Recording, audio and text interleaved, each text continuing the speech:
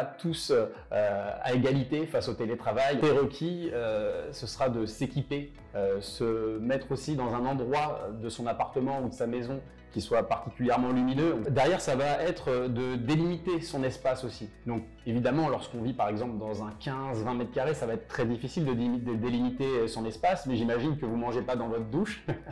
Et ben, c'est la même chose, on ne va pas travailler dans sa chambre par exemple. On va essayer de délimiter au mieux son espace. Du coup, si effectivement on vit dans un studio, qu'on a un lit qui prend presque toute la place, on va quand même essayer de se faire un petit corner, un petit coin un peu cosy, dédié au travail. Donc vraiment d'avoir des espaces qui soient les plus délimités possibles.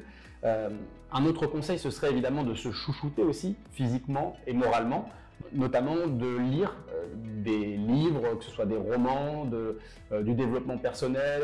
Et puis enfin, ce serait de garder contact, non pas qu'avec ses amis, avec sa famille, mais aussi avec ses collègues et ses collègues préférés.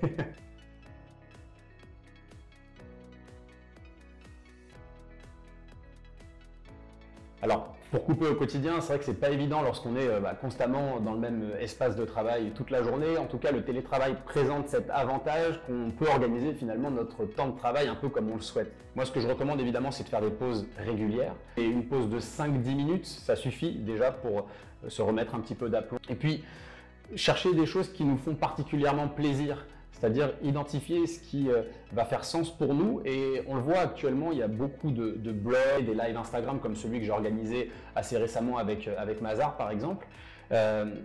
N'hésitez pas à créer du contenu du coup, à valoriser justement votre personal branding de cette manière-là. Et pour la petite anecdote justement, je vais conclure avec ça. Lors de ce live qui était organisé avec Mazar, on a du coup un étudiant qui a participé, qui a en fait suivi tous les conseils qui étaient prodigués par Mazar à cette occasion-là. À la fin de ce live, on a organisé un jeu concours. L'idée de ce jeu concours, c'était de remporter une session de coaching avec moi et un entretien RH avec quelqu'un de chez Mazar. Et du coup, ce candidat qui a participé à ce fameux concours, derrière a bénéficié de ces 2 entretiens et a été recruté au sein du cabinet.